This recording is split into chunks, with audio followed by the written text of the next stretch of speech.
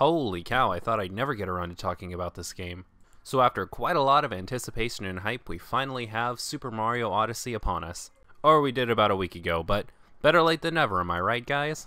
In a way, this is probably going to be one of my least helpful worth it episodes ever, because chances are, if you were interested in the game, you probably already bought it.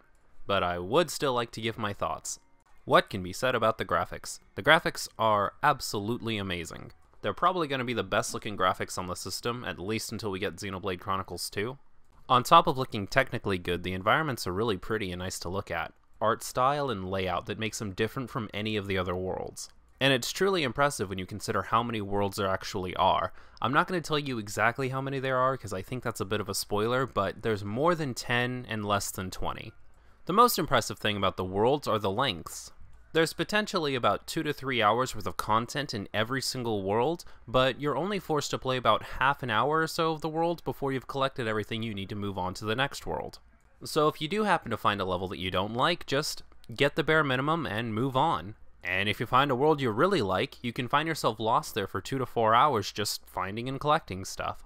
Of all the games people are comparing this game to, I think the closest thing it resembles is Spyro 2.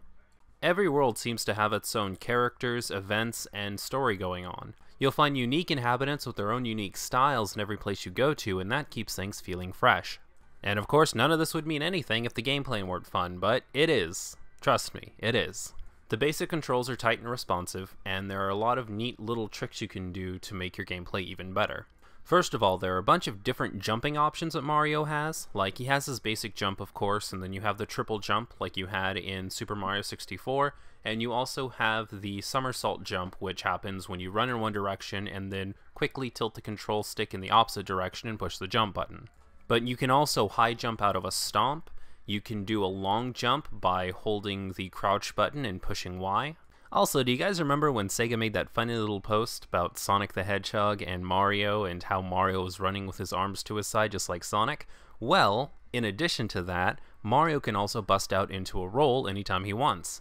The cool thing about this edition is you can do it in the air, and when you do it in the air, you get a little bit of height, so you can actually use it to reach areas you couldn't normally. Platforming in this game is very simple, but you can use these little tricks to actually make it possible to access areas a lot earlier than you would normally. For example, if there's a platform you can't quite get to, then normally there's a way to get up there without having to do anything really elaborate. But if you're willing to put some time and effort into learning the controls, then you could do something like somersault jump to get higher up onto the wall, and then slide down the wall a bit, jump, use your hat throw to make yourself hover in the air a little bit, and then use your roll to get the extra height you need to actually get on the platform. It sounds complicated, but once you mess with it for a while, you get really used to doing it, and it's these little tricks that make the gameplay so much fun. The movement options that Mario has are just completely unparalleled to pretty much any platformer I've played with in the last few years. Half of the best moments you'll have in this game come from the thought, I wonder what would happen if I, and then trying to do it. There's so many areas that I hit that I know for a fact Nintendo didn't intend for me to get there that way, but I did, and it made me feel great every single time. One thing that I'm really curious about, and I don't know if Nintendo will ever talk about, is if Nintendo is sort of embracing the speedrunning culture a little bit, because I have a feeling a lot of these tricks are going to be very useful when this game starts hitting the speedrunning community, and it's going to lead to a lot of very interesting looking runs. As crazy as some of the tricks I found are, I know it's going to be blown completely out of the water once we start seeing those like sub-5, sub-4 runs of Super Mario Odyssey on SGDQ. The thing I know everybody wants to hear about, though, are the hat powers, possessing enemies in order to use them to solve puzzles. This is also something that Nintendo has taken advantage of to make the levels feel unique, because every level has its own special set of enemies with their own special set of powers that you can use in order to advance. With the exception of 1 or 2 really basic enemies, the power-ups you find in each level will be unique to them and you won't find them in any other level. They're all pretty simple to use, none of them get too crazy. They normally do like 1, maybe 2 things, and all of them help you collect the in-game collectibles like the power stars. Oh, I'm sorry, moons. I forgot. They're crescent moons in this game, just so this game can feel different. But they're fun, it's cute how they're influenced by Mario's little eyes and mustache. It's just a really good time. It works very well. I want to keep this review as spoiler-free as possible, but there is one part that I absolutely have to talk about. It also ties into something else gameplay related, so bear with me on this one. There are these special pipes that lead into the wall, and if you've ever played Link Between Worlds, then you'll see where this is going. What happens is Mario goes 2D, and you actually play like an 8-bit puzzle platformer, and it looks just like the old NES games. It's actually a really great addition, and all of those parts are just glorious to play through. They don't last anywhere near as long as they should. When you hit the city level, you'll have access to this thing called the festival after you're done with the main story part, and it is the best part of the entire game in my opinion. The idea is Pauline puts on a concert, and in the background Mario does sort of like a 2D section, but for this huge crowd of people on this gigantic LED screen, and it's absolutely breathtaking. There's nothing I can say that possibly compares to how you feel when you play it. You're playing through this classic 2D Mario section, there's people cheering in the background, you hear Pauline singing this amazing song in the background, and it all culminates into this homage that the only word I could possibly use to describe it is magical.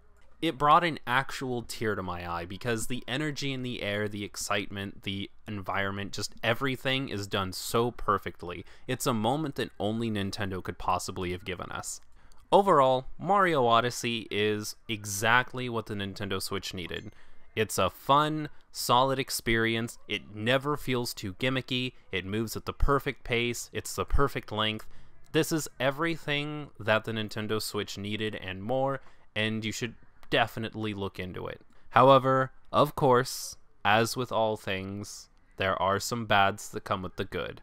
The boss fights in this game are pathetic. They're awful. Their fights are the easiest thing to do in the entire game. Some of them are so pathetically short that I've actually beaten one of these boss fights in the course of 20 seconds.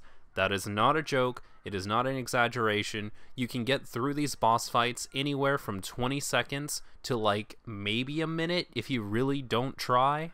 Gonna teach you how to master these boss fights, okay? You throw your hat at them, and then when they don't have a hat on their head anymore, you jump on their head. You do this 2 to 3 times, and you win the fight.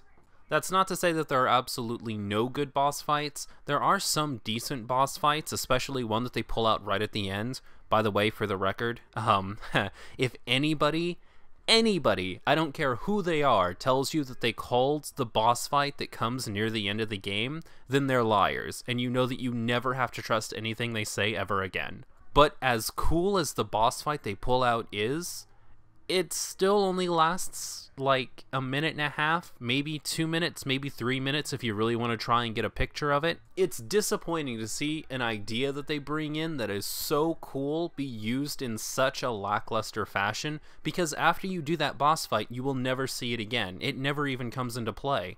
Probably the best boss fights that come out of the game are the ones where you have to transform in order to do the boss fight, because they actually create puzzling platforms for you to do as whatever form you take to actually do damage to the boss, and it makes the boss fight feel a little meatier, a little more interesting.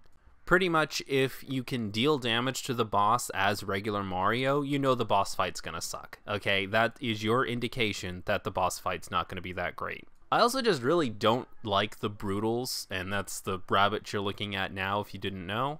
I know some people like them, and there's already pics of the girl looking like this, and this, but I guess after what they did to the Nintendo Switch dog, nothing Rule34 related really surprises me anymore.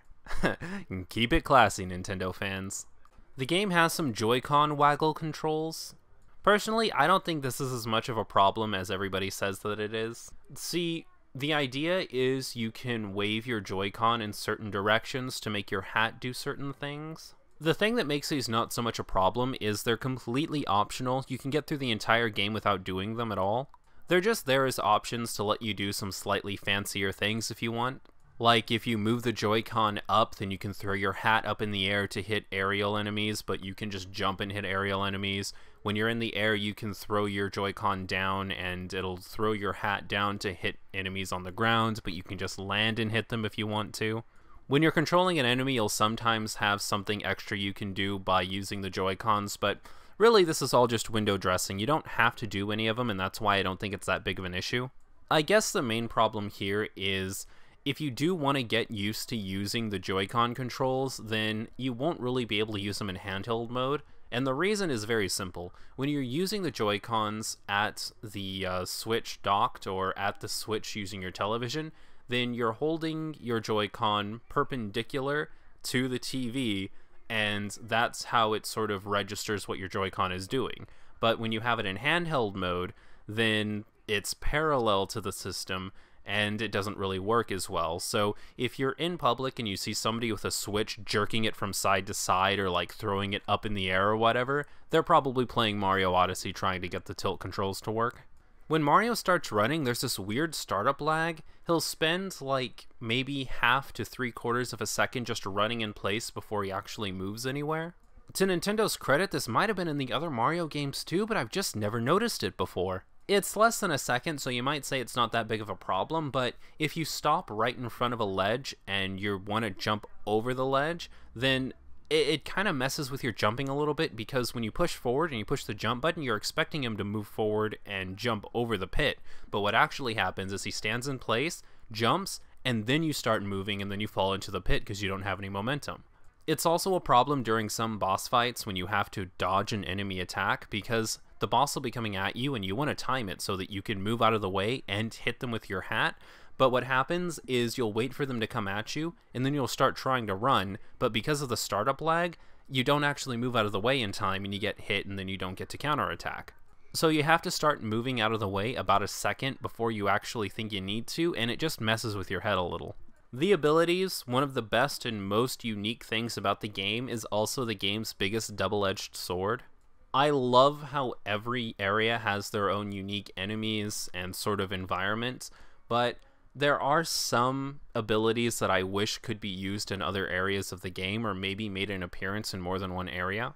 For example, that T-Rex power that they teased at with the trailer that's there in the background, that's used one time during the tutorial stage, and then you will never do it again. You'll get something similar a little bit later in the game, but it's just so sad that they have something as cool as controlling a T-Rex. You use it to solve one puzzle, breaking one set of blocks, and then you will never, ever, ever see that ability again. Not one time. Unless, of course, you want to go back to the tutorial stage and play through the tutorial stage again. They also have a water area where you take control of an enemy that works just like Mario's Flood from Sunshine, and that's really cool too, but I wish that something like that were implemented in another water stage that is, introduced a little bit earlier. Nintendo managed to make a Mario game with multiple water levels that are good and don't make me want to kill myself, and they leave out something really, really obvious, like maybe sharing one or two good enemy abilities between the two, and it's just weird. It's weird that they would not include something like that. Again, the areas having their own unique enemies is a good thing overall. There's just, some of them could have been used a little more. That's all I'm saying. Something that isn't necessarily a point against the game, but still disappointed me nonetheless, is they introduced Peach having a hat kind of like Mario's, but it's like a tiara instead. When I first saw this, I got so excited because I thought they were going to bring back the Peach sections from like Paper Mario and Thousand Year Door, where you could actually play as Peach and do some platforming as her, but they don't do anything with it. Like, the only reason her tiara has the eyes is because it's the sister of the hat that you have. So it's just Cappy's motivation. It's not actually relevant to gameplay at all, and I wish it was, because getting some sections where you play as Peach and maybe use her hovering ability to get through some platforms and stuff, that would have been so cool. They should have done something with it. They didn't. It's sad. Moving on, I guess. Like I said before, Mario Odyssey is the game that I feel like the Switch needed. Just a solid, non-gimmicky feeling Mario game that people can be playing for time to come. There was a time back in the day where I would turn on a game that I had already beaten and just play through it for fun on a day that I wasn't busy. As much as I've loved gaming over the years, I haven't hit very many games that I can do that with again. And I feel like Mario Odyssey is one of the first games I've played in a while that I could see myself just on a day off or on a day where I don't have much to do, turning my Switch on, hitting the new game option, and just playing through the game again. You can get through each section in about 20 to 30 minutes if you really want to, or you can stay and play hours in a section if you really want to. There are collectibles, there are fun costumes, all kinds of stuff. But it's not something you're obligated to do. It's not about obligation or responsibility. It's just about having as much fun as you want to have before you move on. Is Mario Odyssey Game of the Year material? No.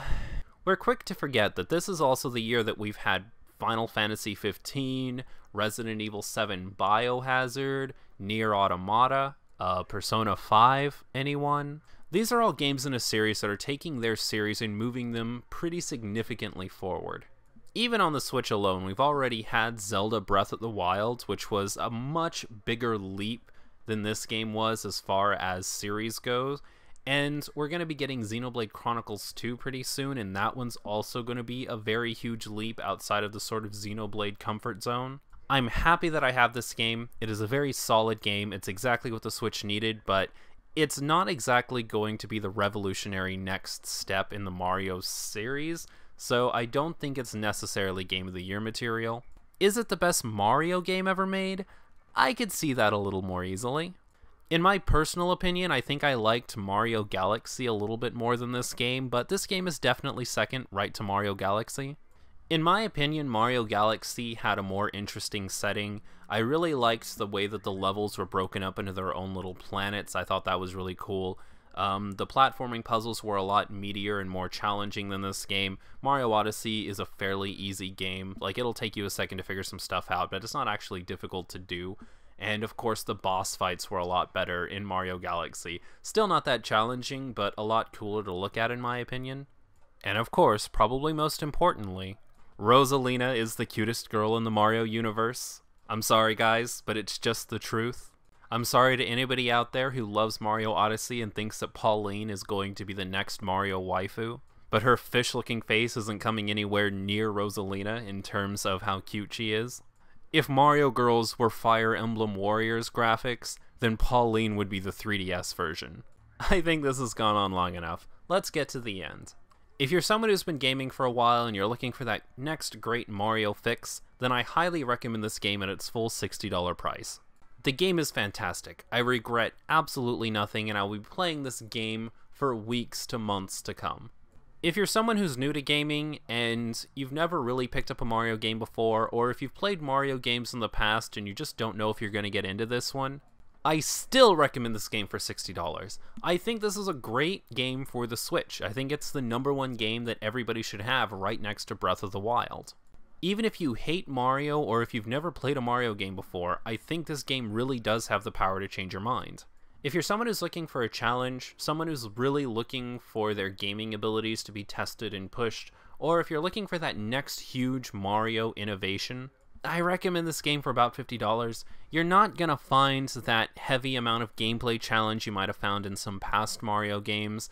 You're not going to find Mario's next huge innovation that's going to define the genre for years to come, but what you're going to find is a very solid, well-done game that you will have a lot of fun with. I recommend if you're on Craigslist or eBay or somewhere and you see this game for that $10 price drop, then you pick it up, because I think you're still going to have a lot of fun. There's one last little business we gotta talk about though before we wrap up, ladies and gentlemen. In a time of DLC and season passes, one of the things people are praising this game for is its complete disregard for that kind of stuff. Like, all of the costumes are in the game, you don't have to download any levels or anything like that. But when I picked up my game, there was exactly one of the Peach amiibo left, and I had to have it. Like, I don't really like amiibos as a thing, but, you know, it's the original Nintendo waifu, and I had to have it in my collection. And I noticed something interesting at the back of the box.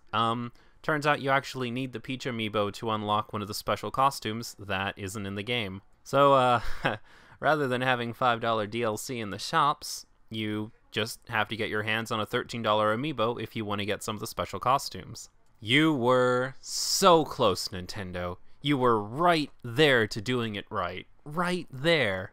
I'm letting you off this time, Nintendo, but I had to say something because nobody else is bringing it up. Great job on the game, Nintendo. I'm excited to see where we go next. I guess you could say my hat is off to you.